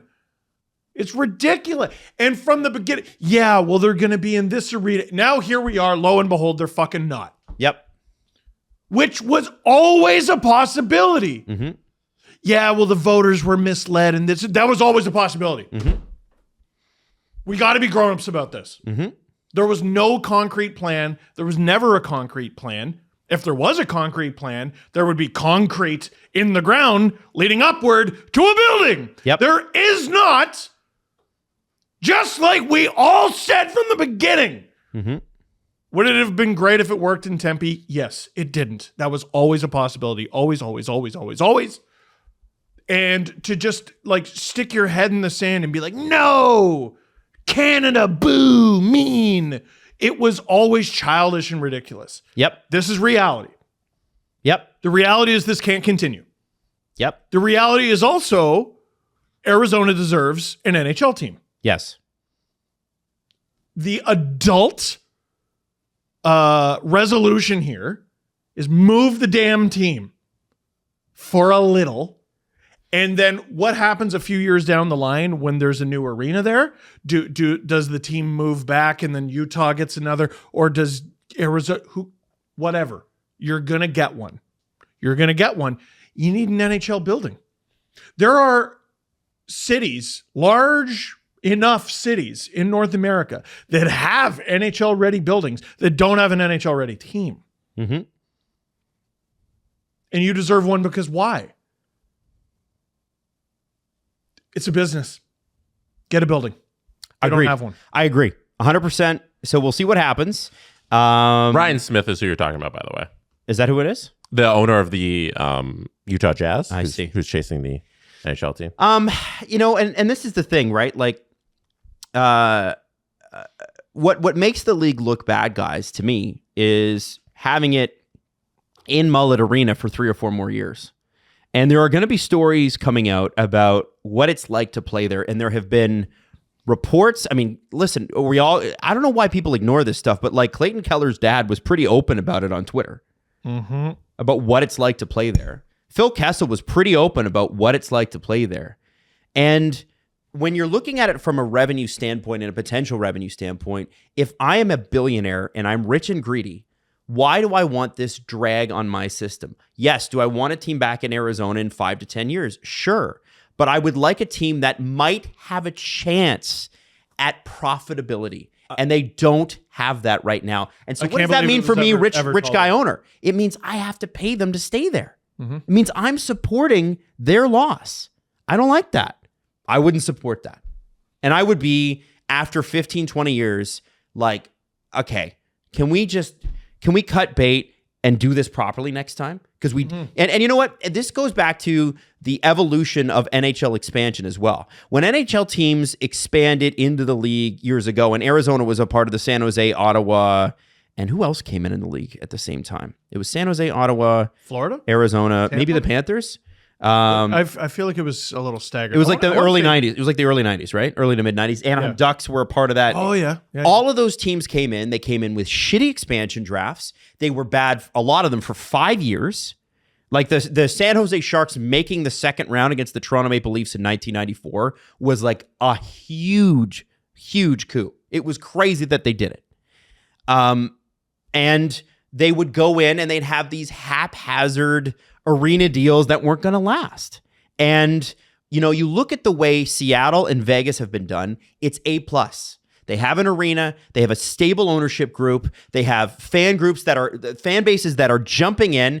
Vegas makes the Stanley Cup in its first year. They win it in year 6. Seattle makes the second round in year 2. They didn't make the playoffs this year, but, we still think the future is bright there. Yeah. And so what the NHL is dealing with is how bad it was at expanding in the 90s. Well, it's what Seattle has? A vague prospect of making money. And that's why they're talking about going back to Atlanta too, because people are like, oh, it never worked in Atlanta. Guys, it didn't work in Atlanta because they had a bullshit plan in Atlanta. It's going to work this time. The NHL's a lot better at this. Listen, you can criticize Gary for a lot of things. Guy's good at expanding. Yeah, it's once again, this is going to come up for as long as I'm listening to the book, but Burke's Law. It's a highly recommended book, but he has a whole chapter called Bettman's League, where he basically goes to bat for Bettman. And I heard it out. Like, I don't like the guy, but I'm listening to it and I'm like, well, no one is all bad. Mm-hmm. He's really smart at a number of things. There are a number of things where he's handcuffed. One thing I'm pretty confident he's going to not do is put an expansion team in a market with no prospect of making them money. They're not going back to Atlanta unless it makes them Scrooge McDuck money. And then it will. It's a huge market. Anyway, long story short, the Arizona conversation, as exhausting as it is, I mean, guys, there is a chance that they don't even make it to the auction. And I think we need to be open to that. There's a chance that this team moves before the auction. Yeah, there's always been a chance that he's been looking into selling the team, but there's also, I don't like how the two schedules is being framed as like they're leaving, when like you can frame the auction as they're staying. Like there's not due diligence. Like exactly. Yes. Like I feel like you can frame these stories in whichever way you like. I choose to take the optimistic side and that it will work because there's a path towards it working, and I like that path, but. People love to jump on this city and this fan base and this team and saying, all right, they're working on two schedules. That means they're gone because the second schedule is being planned by the NHL, who's the governing of these teams. And I think that you need to just take a step back and realize that, hey, both sides need to look at what the possibilities are here. And there's nothing wrong with looking at everything and how it can play out. And there's a path to them staying. And there's also a very disappointing path to them leaving. Do you think, Jesse, though, that them staying and waiting for this arena to be built is the right thing for the league? Yeah, I 100% do. You don't think that leaving and then coming back is not better? I think if they have the opportunity to, if everything was spelled out with the land that they're going to bid on in June, if they win that and they build that there, I think that'd be awesome for the long-term home of the Coyotes. In the in-between years, I think you can play games somewhere else. I think what you saw with in the NBA when the Hurricane Katrina happened and the New Orleans Pelicans had to go play in OKC, and then OKC got the team eventually from Seattle. I think there's a path here where it's, hey, a college arena is a little ridiculous. While you're building your permanent arena, go play in Houston. Like there's Toyota. I think it's called the Toyota Center. I'm a little better at arenas than. Oh God, I don't know. I think that's where the Houston Rockets play. Can they accommodate ice in there? I believe it's similar to. I have to look it up to be 100% sure, but like if it's not the Houston arena, maybe go play in Salt Lake if you want. Go do that. I think there's a path to go play for a couple of years in somewhere else and then put the team back. I think that's an easy possibility, but I like the idea of this plan here that they've outlined. Morello's outlined here with the land and that working out. I like the idea of the Tempe arena. Mm-hmm. It was a fantasy. Yeah, and then if that had played out, that would have been great. So I'm saying, like, if this plays out in that way, like, you can't say this is a fantasy, like this is like gone and done. It's not going to happen. There's a possibility that that's obviously not going to happen because it didn't. But like, you can win or lose an election, and they lost one, and shit, them's the breaks. Back to the drawing board. You can win or lose a land auction. Mm-hmm. Mm-hmm. Yes. But historically, like the way these land auctions play out, you go unopposed. I don't think anybody's going to walk in there with $65 million in a different plan. I don't. I see them winning it. It's not a matter of like the land. If they make the decision to move the team, they're not getting to the auction because you need to move the team well before that. Yeah. I just don't know how you build an arena fast enough without grossly violating human rights. like, dude, they can throw condo buildings up pretty quick, and they need a damn building. Yeah, I think to me that's why it makes sense. Move it to Salt Lake, sell the franchise, and give Murillo time to get this built, and give him the next franchise. No, he doesn't. You don't give him back a franchise if you can't figure out this, you don't get enough. Well, apparently that's what's being reported today, though. If you don't get chance number 2, somebody else gets that. Why not? I think if he owns the land. He failed. Yeah, but he failed. But I think that I think that the NHL likes this guy. I think that they like dealing with this guy. Yeah. Well, clearly they do. And I think that he's still there. And the fact that he's committed to it, like Gary could just say to him, "Listen, we'll lock in a price now. When you're ready." Franchise is yours, but you got to No. If you move the team if you're saying you got to sell to Ryan Smith, then like it's like that's done. That's his. If you want the team back to Morello, you let him keep this team. Like you don't have a little transition, and then you're like, all right, so we want $1 billion now, so you can get a team back. And he's like, no, you took my team away. You know how I'm sitting? I'm losing patience. Okay, we can move on. Do you want to do the press conference? Yep. Or should we just wrap? Well, because we got VIP to do. Yeah, we could do anything else. Jesse, what do you think? That topic for a moment longer. Steve doesn't want any more. I respect it. You sat down for it, and I respect that. Yeah, like, dude, I don't know. I don't know okay. if there's any more ground we can cover. I just think it's an important story. It is. It is. And we did it, and it's done. What do you want to do, Jesse? Do you want to do press conference, or do you want to do? You want to move on? Moving on to what? Well, we got VIP. No, to let's do record after a this. press Yeah, conference. can I ask a couple? If we have time to let's ask do it. questions, I'll ask I got questions. time. My food's not here yet. Your food's not here yet. The Steve Thank you, Dangle Adam, Press for Conference. carrying that segment while I ordered. I like that. Tempest wanted to just say this to Steven. Last night, I broke my first bone ever. It was my nose. While playing hockey, wear a cage, kids. Be better than me. What are you doing? Yeah, dude. Like, That's I assume that's this your is fault. this is like, what are they on Lehigh Valley? Are they on like? Oh, is this some guy? Some person on our Wear Discord. a cage Yeah. or a bubble or dude. If you are not playing professional hockey, there's no reason to not wear full face protection. And if you are playing professional hockey, there's still no reason for it. But we're not there yet. If Ryan, you're some guy, like, what do you do? I know a guy who he got half his teeth knocked out, and he had to go to his union. It was an expensive enough dental surgery because in Canada we have free healthcare, but teeth are luxury bones. And he had to go to his union and ask for the money, fight for the money. To get his teeth repaired, and his own coworkers had to sit there in a meeting and argue against him and say, no, fuck you. Just learn to chew with your gums. And then after that argument, they had to all go back to work together. If you're a regular person and not Sidney Crosby or whatever, wear full face protection. there's absolutely no reason if you sit in an office all day at PwC and you just punch numbers and send emails that you're going home and you're not wearing a cage on the ice. Like, what are you doing? What are you doing showing up to Dunder Mifflin with a broken nose and 4 missing teeth? Because you want to look tough to 12 other dudes in a locker room. Like, Yeah. Yeah. Come on. Yeah. That's way to start every Zoom meeting for the next month with, oh, your face. Tempest finished their question with, anyhow, I just like to say I'm sorry for laughing, Steve. That shit hurts. Yeah, dude, it's still not the worst pain I ever felt. It wasn't that bad. I'm gonna be honest. Like, it was it was stunning, and it hurt for a moment, and then I think the adrenaline kicked in, and I was just like, oh, I'm leaking. What about when they readjusted it though? Getting it readjusted hurt way more. That's what I've than heard. breaking it. There was no, like, you always hear about, do you snap it back into place? That wasn't my experience at all.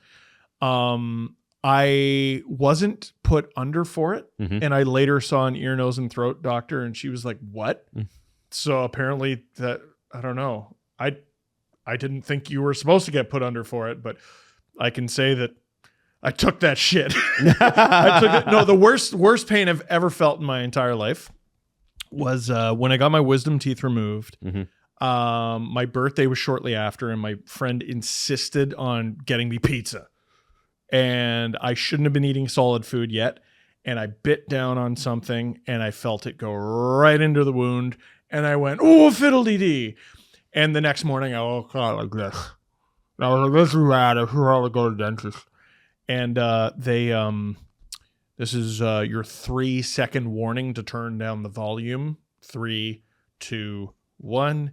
They drained it with no numbing or anesthesia or nothing. Oh, that sounds great. Easily the most pain I've ever felt in my life. It was fucking horrifying. This is from Doug. Listen to your dentist. Don't be an idiot like me. Doug says, thoughts on Columbus being 20 points out from being a wild card chaser and the Sharks being 20 points back of chasing the Blue Jackets. Holy shit! That's a great stat. That's my thought. What a great That is stat. not where I thought that was going. No. I got to tell you, tank rebuilds. I know the Leafs got away with it. Yeah, so for reference, the Columbus Blue Jackets are last in the Eastern Conference with 64 points, and the San Jose Sharks are last in the Western Conference with 45 points. That rebuild's horrifying. They have 18 wins on this season. They are bad, and they don't have a whole ton of prospects for being good anytime soon. Can you give me the goal differential for the San Jose Sharks this year? I wonder if it's triple digit yet. -101. Adam. I know it was in the 90s recently. I'll say 102 just to screw Steve. Minus 137. I win. Yeah, I guess that makes sense, right? Because didn't they start the season like, and it was like, didn't they have a 10-0 loss? Yeah, every game they were getting blown out. Back to back. Yeah. And then they beat the Oilers. Yeah, they gave up they gave up 10 goals in back-to-back games. And then I think they won a game, and then the next game they beat. It's my question, like, okay, let's say they get Celebrini, which they have the best shot at. Then who do you surround him with? Well, this is the problem. William Eklund is really good. Really, really good. You need more than that. You do, like Chicago with Berard. Or Berard. Berard. Berard, yeah. I do like Brian Berard, though. Loved him. They the Sharks did not do a good enough job of surrounding their team with good vets. Yep. They got a bunch in the Carlson deal, which that was I know Kyle Dubas takes shit for that, but like getting out from under Ruda's contract's not that bad. Yep. It's not that great. Mike Hoffman. And who else did they get? There was another roster player that they got in that deal. Like he dumped a lot. It's a center. I forget. But he dumped a lot in that deal. There was, before we wrap here, this will be the last thing. There was a viral post on Reddit. Somebody was asking, okay, so you're sitting there with a chess grandmaster. They used Gary Kasparov as their example. You are stuck in infinity playing this game of chess. Until you win this game of chess, you cannot escape infinity. So like they're like, how long would it take you to beat this grandmaster in chess? Oh God. But I thought an interesting question to spin off of that would be, you are placed in an NHL hockey game in infinity. You start on minute 1, and it goes to the end of the buzzer. And until you score a goal in that NHL hockey game, you cannot leave infinity.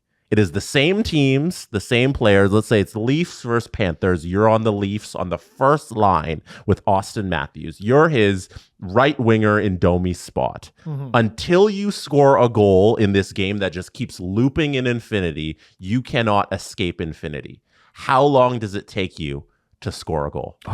Do the other players know that? No. So in this scenario with Gary, they just see me and they're like, well, I guess he's my teammate. Yes. In this scenario, their brain, like Auston Matthews and the rest of your teammates and the team you're playing, their brains reset each time. They don't know. It's like day after tomorrow. Exactly. They don't know that they should be trying to get you a goal. They don't know what world they're in. They just assume like, oh, they think it's regular. Oh, Steve Dangle's on my wing. But you're the only one who knows in this scenario that you are in an infinity loop. Do you ever escape infinity? Dude, here's me trying to figure out how I would do it.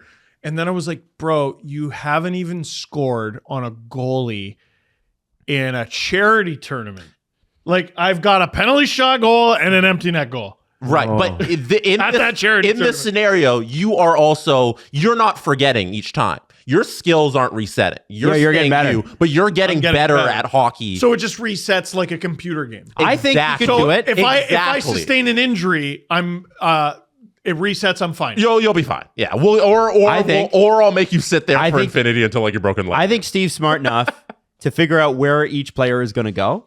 Yeah. And position himself in front of the net. And I think you do it within 100 days. Well, so 100 days? 100 games. Dude, William Lagston doesn't have an NHL goal yet. 100 games. 100? No. You should be able to figure it out 100 games. Okay, what would I be better off doing? Parking my ass in front of the net where I'm going to be murdered. Murdered. I'm going to be murdered. It's got to go off you and in, though. It's got to go off me. It's certainly not going in off my stick. No chance.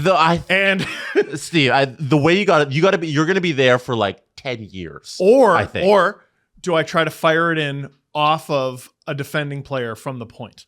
Because here's what could happen. I fire it in from the point and it goes in off one of my teammates. And then I pick up an NHL point and I'm still stuck in infinity.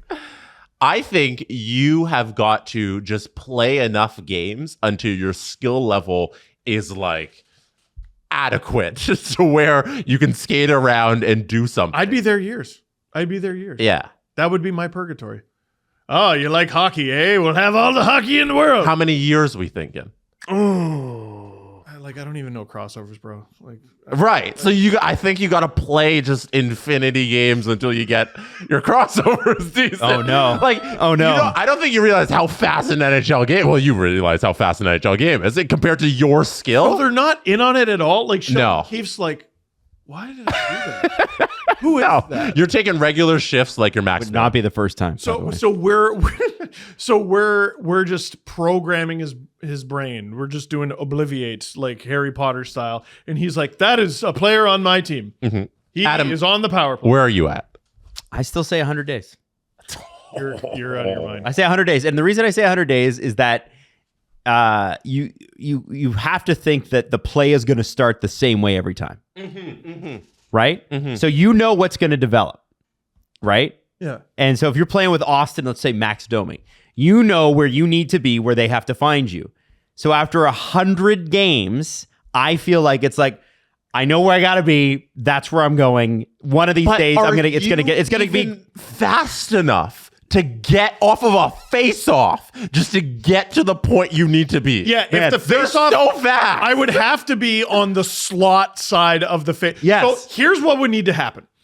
I would have to. I think they would just look at the worst build in the NHL and be like, I'm assaulting that person, and I would have to draw a penalty. I would have to wait for a reality where I drew a penalty and wasn't immediately hurt beyond standing. And then I have to hope we win the face-off and keep the zone, and I would just go to the net. okay. That's it. That's all I can do. Let me throw this at you. You're not doing that within 1,000 games. Who are we playing against? Doesn't matter. Florida. Ooh. Fuck. Yeah. I want to throw this at you. Yeah. I'm gonna throw this at you. Okay, you ready? Yeah. Are you going to be able to handle game after game the taunts from the crowd that you're going to get? Because, man, Who is that? Who is Yeah, they'll be that? like- Who is that? Like the second you take a stride, they're going to be booing. Yeah. Dang. No, they're going to be cheering. You think Thank they're God cheering? he's on their team. Oh, Wait, is this in Toronto? No, I think this is in It's- Toronto. it- We Oh, gotta put no. it at Well, that's Scotia. negative points for me because it's impossible to play there. So. Well, the media will be really hard on you. Oh, shit. So, like, your part of the confidence- scenario is I have to be interviewed after every game. Your confidence is gonna be shot by game 30. Like you're gonna feel so bad about yourself, but then you're gonna rebuild, and then you're gonna find a way through. The thing I think you said that applies the most to this scenario, and I didn't even think about it. Think about it like a video game. Yes. How many games of NHL would you play to become the best NHL player in the world? Oh, my God. Shit. Because you gotta get to that level where you're like Nasher. How long is that going to take you? It would take me quite a while. It's the very similar except to real life in your skills. I watched some of like the best NHL players in the world. I watched a little bit of the gameplay. It's not hockey. Right. Like Right. it's not even video game hockey. But it's the video game logic I'm taking here. Yeah. You got to video game your body. I don't add them 100 games. That's why I think. I'm sticking to my number. I'm thinking like 10,000. Also, Nashville not going to make the playoffs. Oh man. I think it's like 10,000 games you got to play or something. It's going to be a long. 20,000. It's and gonna I'm be a on long the time. Leafs. Yeah. You're going to be there for like hundreds of years. Like who am I replacing? Domi. We already outlined Oh this. fuck. Yeah.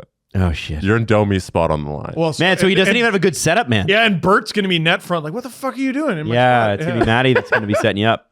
Oh boy. Adam, and your personal, like for you, if you were the person in the Oh game, god, it would be a long time. You said 100 it'd be quicker 100 than games. Steve. It'd be like 50. It might. It wouldn't be though. I'd like- it wouldn't be quicker than Steve because I'm. Yeah. It doesn't matter that I'm a better player than Steve is because I played growing up. Yeah. Sure it It's does. I still no the amount of difference between me and an NHL player negates how different we are as players. No, it it doesn't doesn't. even. There's no realm of possibility where that makes a difference. Yeah, You'd be Ilya able to, like- Labushkin is closer to Gretzky than you are closer to Ilya Labushkin. Yes.